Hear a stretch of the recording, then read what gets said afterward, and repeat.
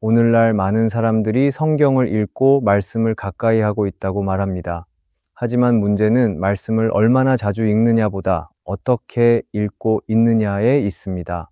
어떤 사람은 말씀을 통해 하나님께 더 가까이 나아가지만 또 어떤 사람은 말씀을 가지고도 자기 욕심을 정당화하며 엉뚱한 길로 가기도 합니다.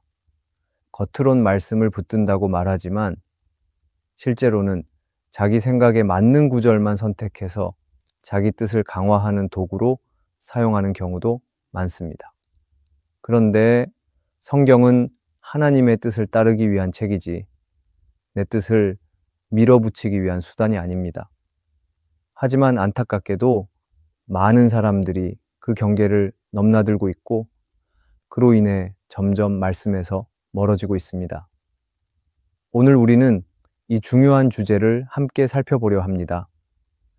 잘못된 성경 읽기가 왜 위험한지, 그 결과가 무엇인지, 그리고 우리는 어떻게 바르게 말씀을 읽어야 하는지를 나누고자 합니다. 첫째, 겸손 없이 읽는 성경은 진리를 가릴 수 있습니다. 성경은 하나님의 뜻을 전하고 사람의 마음을 변화시키기 위한 책입니다. 그래서 성경을 읽을 때 가장 먼저 점검해야 할 것은 태도입니다. 아무리 많은 시간을 들여 읽어도 내 마음이 닫혀 있다면 그 말씀은 나를 변화시키지 못합니다. 말씀은 머리로만 읽는 것이 아니라 마음으로 받아들여야 비로소 살아 움직이는 힘이 됩니다. 그런데 어떤 사람들은 성경을 공부하듯 지식을 얻기 위한 수단으로만 접근합니다. 심지어 어떤 사람은 자신이 이미 알고 있는 생각이나 신념을 정당화하기 위해 성경을 찾기도 합니다. 그때 말씀은 내 삶을 바꾸는 진리가 아니라 내 고집을 더 단단하게 만드는 도구가 됩니다. 그렇게 되면 말씀을 읽어도 하나님을 만날 수 없습니다. 예수님 시대의 바리새인들이 그랬습니다. 그들은 율법을 철저히 공부했고 사람들에게 존경받던 종교 지도자였습니다. 하루에도 몇 번씩 율법을 낭독하고 외우고 해석했습니다. 그러나 예수님은 그들을 향해 독사의 자식들이라고 말씀하셨고 외식하는 자라고 강하게 책망하셨습니다. 왜일까요? 그들이 성경을 몰랐기 때문이 아니라 성경을 자기 의를 세우는데 사용했기 때문입니다. 예수님은 요한복음 5장에서 성경이 곧 나를 증언하는 것이거늘 너희는 내게 오기를 원하지 않는다고 하셨습니다. 이 말은 그들이 성경을 통해 예수님을 알아보지 못했다는 뜻이 아니라 예수님을 알면서도 받아들이려 하지 않았다는 뜻입니다. 왜냐하면 예수님은 그들의 잘못된 해석과 삶을 드러내셨고 그들은 그것을 받아들이기 싫었던 것입니다. 말씀을 읽으면서도 하나님을 멀리하게 되는 가장 큰 이유는 바로 이 교만입니다. 내가 옳다는 생각, 내가 이미 알고 있다는 확신, 내가 깨달았다는 자부심이 말씀 앞에서 나를 무디게 만듭니다. 하나님은 말씀을 통해 나를 부수시기를 원하시고 나를 새롭게 하시기를 원하시는데 나는 오히려 그 말씀을 가지고 남을 판단하고 나를 지키기 위한 논리를 만들고 있다면 그것은 성경을 잘못 사용하고 있는 것입니다. 말씀은 내 기준으로 판단하는 책이 아니라 나를 판단하시는 하나님의 음성입니다. 그래서 말씀 앞에 서면 늘 두려움과 떨림이 있어야 합니다. 내가 틀릴 수 있다는 전제, 내가 고쳐야 할 사람이라는 고백, 내가 여전히 하나님의 도움이 필요한 연약한 존재라는 인식이 있어야 말씀이 나를 살릴 수 있습니다. 성경은 지식이 아니라 생명입니다. 그렇기 때문에 성경을 읽는 태도는 곧 하나님을 대하는 태도와 같습니다. 성경을 읽는다는 것은 단순히 문장을 따라가는 것이 아닙니다. 하나님 앞에 엎드려 그분의 음성을 듣는 행위입니다. 그래서 말씀을 펼치기 전에 우리는 늘 기도해야 합니다. 하나님, 지금 제 마음을 낮추게 해주십시오. 내 생각이 아니라 주님의 뜻을 따르게 해주십시오. 오늘 읽는 이 말씀이 제 삶을 흔들어 깨우고 바꾸게 해주십시오. 그런 마음이 없으면 말씀을 아무리 많이 읽어도 변화는 일어나지 않습니다. 우리는 하나님 앞에서 늘 겸손해야 합니다. 성경을 대할 때도 마찬가지입니다. 바르게 읽기 위한 첫걸음은 항상 마음을 낮추는 것입니다. 내가 모른다는 것을 인정하고 하나님이 말씀해 주셔야 비로소 내가 안다는 사실을 받아들이는 것입니다. 그럴 때 비로소 말씀은 살아 움직이고 나를 하나님의 뜻 안으로 이끄는 생명의 길이 됩니다. 우리가 겸손 없이 읽는 성경은 진리를 가릴 수 있다는 것을 기억하기 바랍니다. 둘째, 자기 욕망을 정당화하며 성경을 읽으면 안 됩니다. 성경은 하나님의 뜻을 보여주는 책이지 내 뜻을 밀어붙이기 위한 수단이 아닙니다. 그런데 많은 사람들이 말씀을 읽을 때 이미 마음속에 정해진 결론을 가지고 구절을 찾습니다. 내가 원하는 방향으로 하나님이 허락하셨다고 생각하고 내 욕망에 맞는 말씀만 붙들며 확신을 가집니다. 문제는 이렇게 읽은 말씀이 처음에는 위로가 되는 것 같지만 결국에는 나를 더 어긋난 길로 이끕니다. 말씀은 내 뜻을 관철시키는 도구가 아니라 내 뜻을 내려놓고 하나님의 뜻을 따르게 하는 거룩한 기준이기 때문입니다. 가장 무서운 점은 사탄도 성경을 인용할 수 있다는 사실입니다. 마태복음 4장에서 예수님께서 광야에서 시험을 받으셨을 때 사탄은 시편 91편의 말씀을 인용했습니다.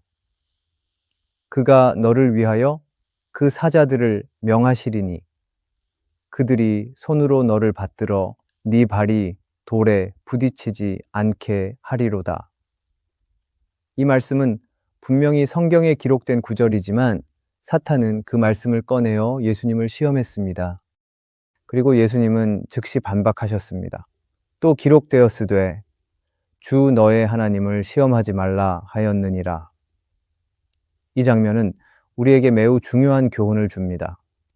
성경 말씀을 아는 것만으로는 부족하다는 것, 말씀은 항상 바른 맥락에서 하나님의 뜻 안에서 사용되어야 한다는 것입니다. 그렇지 않으면 사탄도 얼마든지 그 말씀을 가지고 유혹하고 미혹할 수 있습니다. 오늘날 많은 사람들이 내게 능력 주시는 자 안에서 내가 모든 것을 할 수 있다는 빌립보서 4장을 알고 있습니다. 그리고 어떤 사람은 이 구절을 통해 자신의 사업 성공이나 시험 합격을 확신합니다. 물론 하나님은 우리의 삶 속에 힘주시는 분이 맞습니다. 그러나 이 말씀의 본래 의미는 어떤 형편에 처하든 자족할 수 있는 비결을 말하는 것입니다. 바울은 풍부에 처할 때나 궁핍에 있을 때나 자족할 줄 아는 삶을 살았고 그 고백의 끝에 나온 말씀이 바로 이 구절입니다. 그 뜻을 놓치고 단지 원하는 결과만 얻기 위한 주문처럼 사용한다면 말씀은 결국 내 욕망을 포장하는 도구가 되고 맙니다. 사도 바울은 디모데후서 4장에서 이렇게 경고합니다.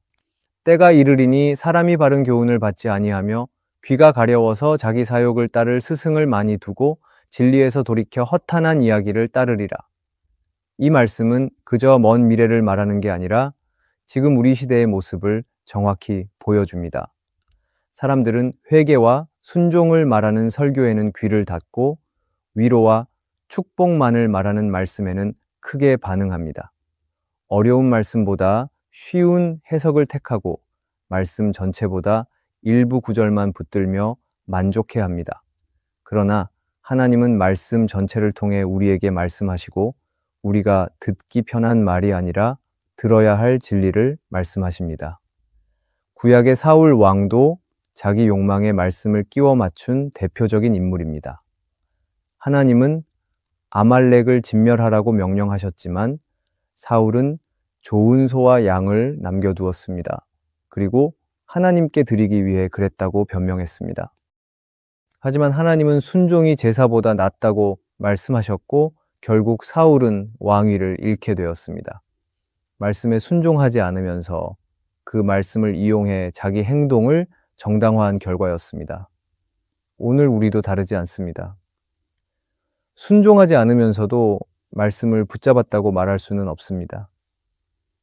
그건 하나님을 이용하는 것이지 하나님을 따르는 것이 아닙니다. 말씀은 내 생각을 꺾고 하나님의 뜻에 순종하게 만드는 능력입니다. 그런데 그 말씀을 이용해 내 욕심을 채우려 하면 그 순간부터 말씀은 더 이상 진리가 아닙니다. 내 해석이 진리를 가리는 안개가 되기 때문입니다. 그래서 우리는 항상 점검해야 합니다. 나는 지금 말씀을 따르고 있는가? 아니면 말씀을 끌어다 내 뜻을 이루려 하고 있는가? 말씀은 나를 살리는 생명이지 내 계획을 뒷받침하는 도구가 아닙니다. 그렇기에 우리는 언제나 하나님의 뜻 안에서 말씀을 바라보고 순종할 준비를 갖추어야 합니다. 그래야 비로소 말씀이 진짜 나를 이끌 수 있습니다. 우리가 자기 욕망을 정당화하며 성경을 읽으면 안 된다는 것을 기억하기 바랍니다. 셋째, 말씀을 부분적으로만 받아들이면 안 됩니다. 하나님의 말씀은 전체가 연결되어 있습니다. 어느 한 구절만 따로 떼어 읽고 그것만 진리라고 믿는다면 우리는 큰 오해에 빠질 수 있습니다. 말씀은 언제나 앞뒤 맥락 안에서 읽어야 하며 성경 전체의 흐름 안에서 해석되어야 합니다. 그렇지 않으면 말씀이 가진 본래의 의미는 사라지고 내 입맛에 맞는 의미로 왜곡되기 쉽습니다. 어떤 사람은 성경을 읽을 때 축복에 대한 구절만 따로 모읍니다. 반면 회개, 순종, 고난에 대한 말씀은 외면합니다. 그러면 말씀은 더 이상 나를 살리는 진리가 아니라 내 감정을 잠시 위로하는 수단이 되고 맙니다. 마태복음 7장은 비판을 받지 않으려거든 비판하지 말라고 말합니다. 많은 사람들이 이 말씀을 근거로 누군가를 책망하거나 죄를 지적하면 안 된다고 생각합니다. 하지만 그 뒤에 말씀을 보면 예수님은 이렇게 말씀하십니다. 형제의 눈 속에 있는 티를 보기 전에 내 눈 속에 있는 들보를 먼저 보라. 이 말씀은 단순히 비판하지 말라는 뜻이 아니라 스스로를 먼저 돌아보고 겸손하게 형제를 도우라는 말입니다. 말씀의 앞부분만 떼어내어 해석하면 잘못된 결론에 이를 수 있습니다. 예수님은 진리를 말하되 사랑으로 하라고 하셨지 진리를 말하지 말라고 하신 적이 없습니다. 그래서 우리는 성경의 한 구절만 읽고 결정하지 말고 반드시 전체 흐름 안에서 해석해야 합니다. 사람들이 흔히 오해하는 또 다른 말씀은 예레미야 29장 11절입니다. 너희를 향한 나의 생각은 평안이요 재앙이 아니니라. 이 말씀은 분명히 위로가 되는 말씀이지만 이 말씀은 바벨론 포로로 잡혀간 백성들에게 주신 말씀입니다. 하나님의 징계를 받고 있는 중에 그 회복을 약속하신 것입니다. 이 말씀을 단순히 하나님은 내 인생에 항상 좋은 일만 허락하신다는 식으로 받아들이면 현실의 고난을 이해하지 못하고 쉽게 낙심하게 됩니다. 말씀은 현실을 도피하는 수단이 아니라 현실 속에서 하나님의 뜻을 발견하게 하는 등불이어야 합니다. 구약의 요나도 말씀을 부분적으로만 받아들였던 인물입니다. 그는 하나님께서 니느웨를 용서하시려는 것을 알고 있었습니다. 그러나 그는 니느웨가 멸망하길 바랐고 자신이 선포한 심판이 이루어지지 않는 것이 불편했습니다. 그래서 그는 도망쳤고 결국 물고기 뱃속에 들어가는 심판을 받았습니다. 나중에 회개하고 다시 니느웨로 가긴 했지만 하나님의 자비가 실제로 이루어지자 그는 분노하며 하나님께 항의했습니다. 요나는 하나님의 공의는 이해했지만 하나님의 자비는 받아들이지 못했습니다. 말씀이 전부가 아니라 부분적으로만 받아들여지면 우리는 하나님의 마음을 오해하게 됩니다. 오늘날에도 이런 일은 반복됩니다. 어떤 사람은 성경 속의 사랑의 하나님만을 강조하고 죄와 심판을 말하는 하나님은 무시합니다. 또 어떤 사람은 하나님의 권능만 강조하고 그분의 오래 참으심과 겸손은 있습니다. 그러나 하나님은 한쪽만으로 이해할 수 있는 분이 아닙니다. 성경은 그분의 성품을 온전하게 보여주며 사랑과 공의, 은혜와 진리가 함께 있는 책입니다. 그래서 우리는 말씀을 읽을 때 일부만 취하는 태도를 버려야 합니다. 내가 듣고 싶은 말씀만 듣고 내가 원하는 구절만 반복해서 붙잡는다면 그 말씀은 더 이상 하나님의 뜻이 아니라 내 욕망의 반영이 됩니다.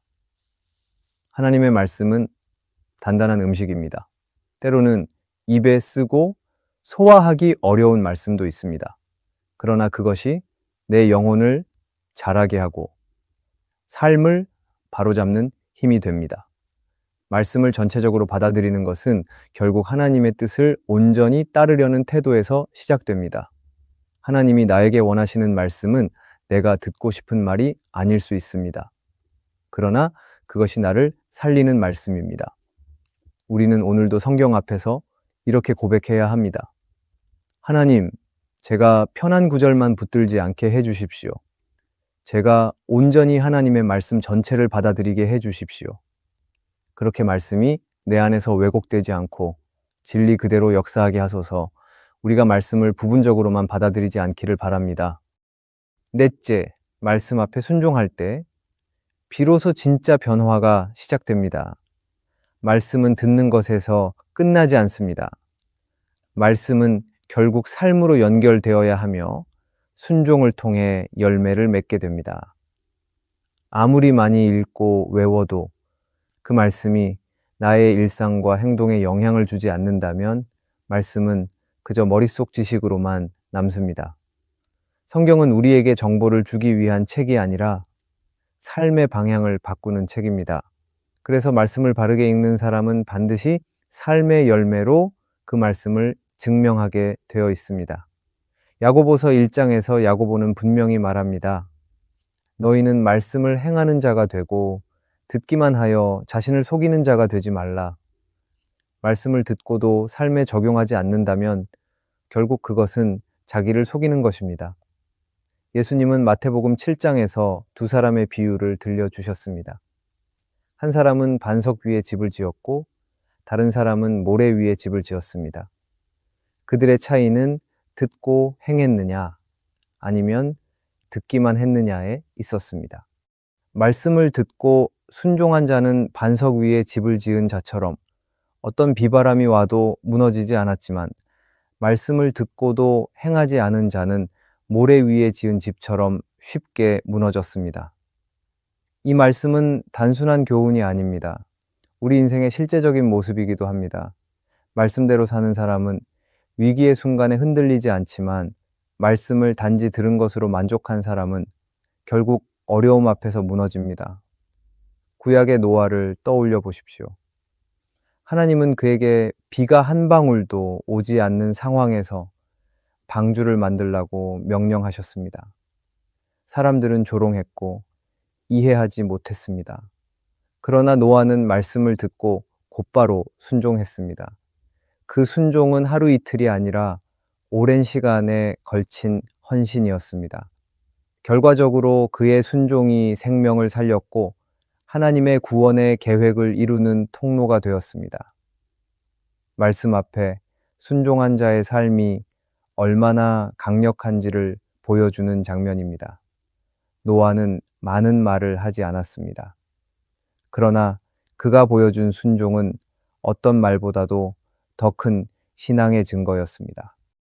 오늘날에도 많은 사람들이 말씀을 듣습니다. 교회에서도 듣고 유튜브에서도 듣고 성경책을 통해서도 읽습니다. 그러나 변화가 없는 이유는 순종이 없기 때문입니다. 하나님은 우리가 말씀을 많이 듣는 것을 기뻐하시기보다 그 말씀을 따라 사는 것을 더 기뻐하십니다. 말씀은 순종을 요구합니다. 내가 이해할 수 있을 때만이 아니라 이해되지 않아도 하나님의 말씀이라면 따르겠다는 믿음을 요구합니다. 그때 비로소 말씀은 우리 안에서 생명으로 역사하게 됩니다. 존 스토트는 그의 책 그리스도인의 확신에서 이렇게 말했습니다. 하나님의 말씀을 진리로 믿는다고 말하면서도 그 말씀에 순종하지 않는다면 우리는 결국 진리를 이용하는 자리에 서게 됩니다. 우리는 말씀을 존중한다는 말만 하고 실제 삶에서는 여전히 자기 생각과 감정대로 움직인다면 하나님의 뜻보다 자신의 뜻을 따르는 사람일 수밖에 없습니다. 진짜 신앙은 말씀을 들을 때가 아니라 그 말씀 앞에서 결단할 때 시작됩니다. 하나님의 말씀은 나를 위로하기도 하지만 때로는 나를 찌르기도 합니다. 나를 세워주기도 하지만 나의 잘못을 드러내기도 합니다. 그런데 그 말씀 앞에 겸손히 순종할 때 하나님은 그 말씀을 통해 나를 새롭게 빚어가십니다. 그래서 우리는 오늘도 말씀 앞에 스스로를 세워야 합니다. 내가 얼마나 많이 알고 있느냐보다 지금 내가 얼마나 순종하고 있는지를 점검해야 합니다. 하나님은 말씀을 잘 해석하는 사람보다 말씀에 순종하는 사람을 기뻐하십니다. 말씀을 통해 깨달았다면 이제 그 말씀을 따라 살아가야 할 때입니다. 순종할 때 진짜 변화가 시작됩니다. 말씀은 단순히 감동을 주는 문장이 아닙니다. 그 말씀은 실제로 나를 바꾸고 나를 이끌고 나를 새롭게 만드는 하나님의 음성입니다. 그러니 이제는 말씀을 내 방식으로 붙드는 삶이 아니라 하나님의 방식에 나를 내어드리는 삶으로 돌아가야 합니다. 그때 비로소 말씀은 나를 이끌어가는 등불이 되고 흔들리지 않는 반석이 되며 진짜 변화의 시작이 될 것입니다. 오늘의 말씀이 은혜가 되셨다면 댓글에 아멘이라고 적어주시면 감사하겠습니다. 여러분들이 남겨주시는 댓글은 정말 큰 힘이 됩니다. 그리고 여러분들이 눌러주시는 좋아요와 구독도 큰 힘이 됩니다. 오늘도 함께 해주셔서 감사합니다. 기도하겠습니다. 하나님 아버지, 저희가 지금까지 얼마나 자주 내 뜻을 앞선 채 말씀을 읽었는지 내 욕망에 맞게 해석하고 듣고 싶은 구절만 선택하며 살았는지를 돌아봅니다. 주님, 저희의 교만함을 용서해 주시고 이제는 말씀 앞에 마음을 낮추게 하소서. 말씀이 저희를 변화시키기 원하셨지만 저희는 그 말씀을 이용하려 했고 순종보다 해석에만 머무를 때가 많았습니다. 주님, 이제는 다시 말씀 앞에 무릎 꿇습니다. 성령님, 저희의 마음을 밝히 비추어 주시고 말씀이 저희 안에서 열매 맺게 하시며 세상 속에서도 그 말씀을 따라 살아갈 수 있도록 도와주소서. 진리를 가리지 않게 하시고 말씀을 왜곡하지 않게 하시고 늘 말씀에 순종하며 살아가는 사람 되게 하소서. 예수님의 이름으로 기도드립니다. 아멘.